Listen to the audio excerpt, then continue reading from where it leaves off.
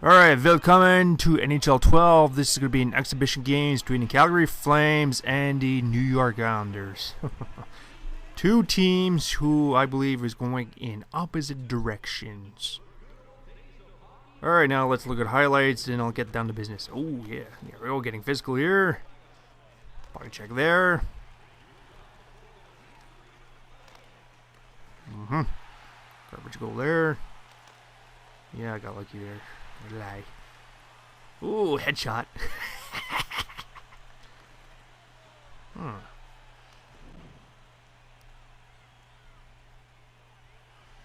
Okay, what's the score? Ooh, there you go. 2-2. Oh, yeah, by the way, this is on Superstar. Yep. Feel like a superstar, so why not?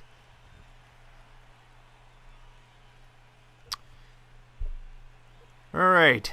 Now that out of the way, let's get down to business there. Oops, that's not what I wanted to open. Perfect. Alright, Calgary, I'll start with them. They're, well, there you go. Well, you know, it's been a while since I played as a... Whoa! There you go, Yelness scores. Just like that, no more tie. Wunderschön. Is that bad? Whoop!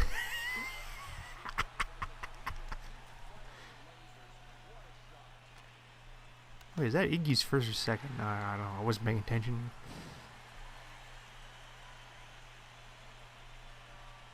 Alright, yeah. Oh, man. Got a little distracted there.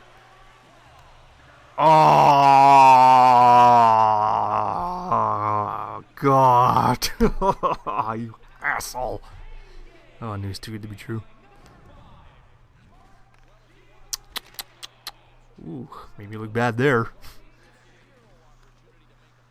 Ooh, man, he ripped it. Yep, Mark Streit there. I don't know. He's a bit of a gamble there, so I don't know. You probably need to read more on him before you pick him there. But I will admit, when he's healthy, he will put up close to 50 points, or maybe more, depending how things go. Alright, as you can see, they have Lubomir Wisniewski on their team. Keeping in mind, he's not officially an Islander yet. Mostly because he filed a grievance against the NHL.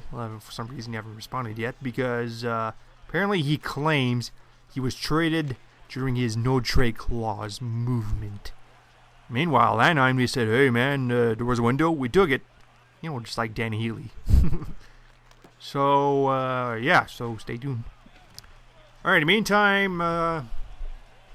yeah, Calgary, like I said, they made some changes this offseason. Iles is only joking in.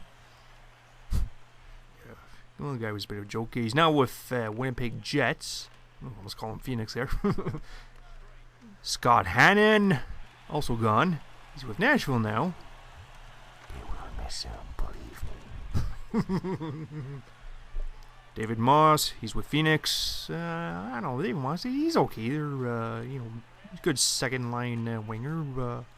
You know, usually he pots 20 goals there almost every season. You know, he's okay. He has his moments. And Brendan Morrison is also gone, but nobody gives a shit about him. Oh, alright, now the ends. They brought in Roman Cervenka. Roman Cervenka, they stole him from the, I think he last played in the KHL. And apparently he's, from what I've read, he's one of the best players not playing in NHL. And now he's a Flame. And it's mostly due to their next acquiree, who played with Detroit, as Yuri Hudler. Yeah, so we'll see how Hudler does outside of Detroit there, because a lot of people say the only reason he's that good is because he's part of the system in Detroit. Well, we'll see about that. And then the other two, I don't know, they might make the team depending on their performance. It's Akim Aliu, who had a strong performance by the end of the Flame season. Yeah, he's a good guy. I could see him making the team. I don't know. It's a bit tricky to read him. He's a tricky guy. Because here's the thing. He was actually a second-round pick drafted by Chicago Blackhawks. And expectations were pretty high for him. And unfortunately, he never solidified a spot with the Hawks. Well, that's mostly because they were stacked with their own prospects, and he pretty much fell off the radar. And eventually, got traded to I believe it was Winnipeg Jets until they traded him to over here in Calgary. I forgot for who, but well, deed was done. And you have another hotshot prospect who I anticipate will make the team. Sven Bjerchi! Oh, yes. Sven Bjerchi. Oh, man. Most Calgary Flames, do you have a boner for him? Oh, for good reason. Oh, my God. That guy, I'm telling you, he will be the franchise of the Flames. Like, he is it. That is the guy. Keep an eye on him. I'm telling you, he is going to be a stud for them. So, yeah, you could make an impact as early as this season. Well, depending on how things go. And also, they brought in super coach Bob Hartley. Oh, yes, Bob Hartley. The guy does nothing but win. He is a winner. And Calgary Flames, well, they should love him. And, with him around, they should be a better team. Like, come on, man. So, speaking of that, that's the reason why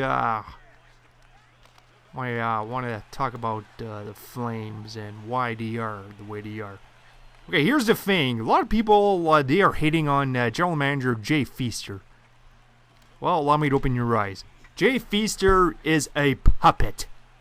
Yep, that's right. You heard me right. He is a puppet. And you want to know who's pulling his string? It's none other than President Ken King. Point the finger at him. Ken King is the guy. He is responsible for the state that the Flames are in right now. It is him. He is the one telling Jay Feaster not to blow up the team and leave things the way they are, even though everybody knows the Flames just should blow up. But no, Ken King, he insists they are fine. While majority of fan base knows they're probably going to miss the playoffs again. They're probably going to finish between 7 and 9. Or lower. Why? Because he's a stubborn old geezer who refuses to blow up the team. And he thinks there's nothing wrong with him. Blame him. Blame Ken King. He is the president. He's been with them since 2001. That's right. That's how long he's been with the team. That's how long he's been a puppet master. Ken King. Blame him. There you go. I have now opened your eyes. And, yeah, Jay Feaster, okay, like, I kind of get why he says, no, I don't want to trade a Gill. No, he's fine. We need him during the playoffs. Believe me, I know deep down. Oh, Gillen scores again. I know deep down, Gillen, he should have been traded 3 years ago. But the reason he wasn't is because of King King. He is a cancer to the Flames. Oh, that's goal number 2.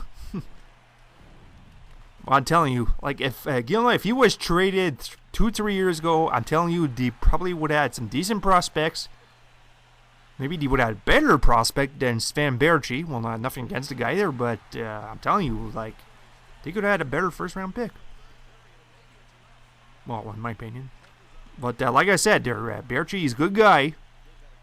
But if Gillen was traded, they could have had more than Bjerchi. Nothing against the guy. And, oh boy. Oh, look at that. They tied the game already. Holy shit. Oh my god, these guys are pissing me off. Here's Brad Boys.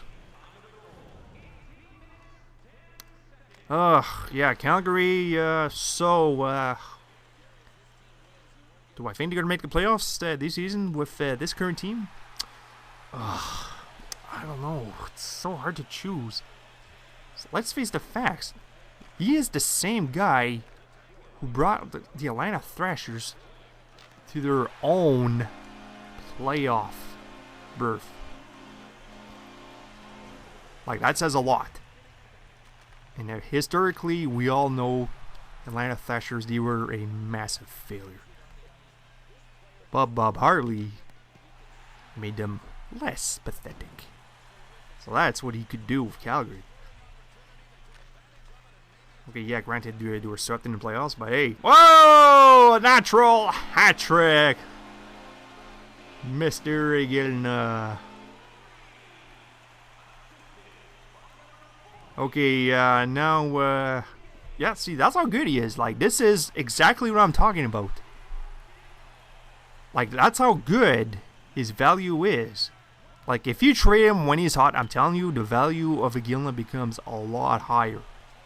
Like, that's why last year and the year before, I was screaming my lungs off when, you know, like when Jerome Igelna, when he went on that, you know, like that huge point streak. That's when he should have traded him. But oh no, Ken King says, no, we need him. If you don't have him, we're not gonna make the playoffs. Idiot, freaking idiot. But yeah, he should be fired. Like, honestly, he should have been fired probably 3-4 years ago. Like, come on. But honestly, like I'm telling you, like with this current roster, I don't know. Even with Bob Hartley, I still don't think they're gonna make the playoffs. And I'll tell you how they're gonna miss. They're probably gonna miss by injury. Like all it takes is probably 1 or 2 key injuries. Ooh, empty netter. All right, that should do it. There you go. Show the Iles who's boss. So yeah, I don't know, like Tanguy, I'm looking at him. He'll probably get injured. Igelna, well, he's been healthy most of his career, so maybe he's due to get injured. So yeah, there you go. I just made my bold prediction right there. Oh, Matt Staging. Oh, yeah, he's another guy I want to talk about. Matt Staging. Let me tell you something about Matt Staging. I'm a little baffled why he's still in the NHL. Like, this is the same Matt Staging that was one time the #1 center of the Toronto Maple Leafs. I think this happened the season after Matt Sundin retired, and relied on him. Yikes. If that's not enough, Jason Blake, he was the #1 winger. Ooh. So yeah, you got Blake and Sage on your first line. Ooh, oh my god. Well, keeping in mind this was under, we got knocked out, buddy. This was under, what's the name there, John Ferguson's regime. Oh, God. Well, yeah, back to Staging. He's got competition on the 4th line. And I'll tell you who. It's by Steve Bégin. Remember him? Steve Bégin has a tryout with the Flames. And he's very good on face-offs. You know, he's a reliable penalty killer. And unfortunately, last year he missed pretty much the entire season with the Flyers because, I don't know, he had a serious injury. I forgot what it was there, but he ended up missing the whole season. Now he's on tryout. So the way I see it is he should beat out Staging on a 4th line. Because let's face it, I would much rather have Steve Bégin on a 4th line than Matt freaking Staging. Like, Matt Staging, at this point of his career, he should be down in Abbotsford. You know, with the Heats there. You know, teach the young Flames, you know, face-off drills, PK, you know, all that shit. Because honestly, like Matt Staging, I think the only reason why he's still a Flame right now is their young prospects are not quite fully ready yet. But at the same time, you know, like they have Roman Horak, who should stick with the Flames. You know, because well, you know, last season he actually made the Flames. You know, in the first half, but then you know, mid-season there he kind of fell off a bit there. Well, you know, that's kind of expected for a rookie there. Oh well, whatever. But well, you know, him too. You know, Horak, he's got some upside. Oh, Tanguy, 5 points. There you go. That's the real Tanguy. But oh yeah, like this first line right here. Holy shit! There. If this was 2008, this would be one hell of a lineup. So yeah, that's another problem I have with the Flames here. Like, they gotta stop living in the past. Like, come on, Sven Berchi, he is your future. Like, you got him, Roman Horak. There you go. That's your big two right there. And maybe Derek Smith as well there. All right, now as far as the Islander goes, oh boy, not looking good. I think they'll finish. I'd say probably bottom 10 for sure. But John Taveres, there's no doubt in my mind. Yeah, he will get more than 90 points this season. Like, you know how confident I am? I'm confident enough to pick him in my pool. Like, that's how confident I am of John Taveres. Not only that, he makes players around him better. Like, if you don't ask me, just ask P.A. Parento, who is now with Colorado Avalanche, and mark my words, his season with the Avalanche, his numbers will decline. Remember this, his numbers will decline because he doesn't have Taveres. Now, as far as Brad Boyes goes, his so-called quote-unquote replacement. Okay, a lot of people think Brad Boyes is downgraded. Okay, that's probably true, but at the same time, look at who his centerman is. John Taveres. Now, as far as Brad Boyes goes, I think he will rebound. Yes, remember that. I'm telling you, he probably will rebound. He should do a lot better than last season. Like, come on, last season I think he only scored 8 goals, right?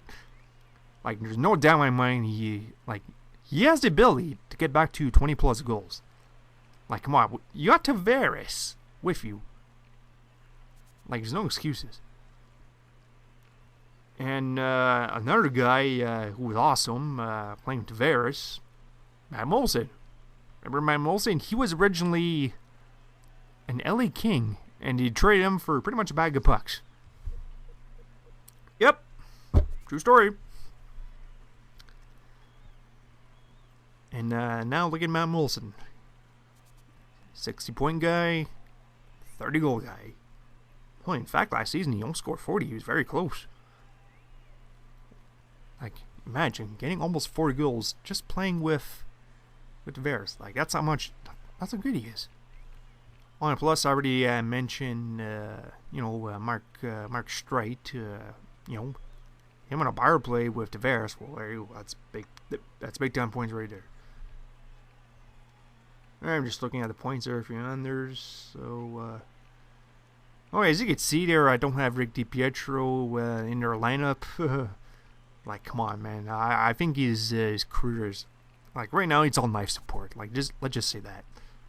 And Kevin Poulin, he should beat DiPietro. Alright, there you go. That's my thoughts. 583. Until next time. Aus.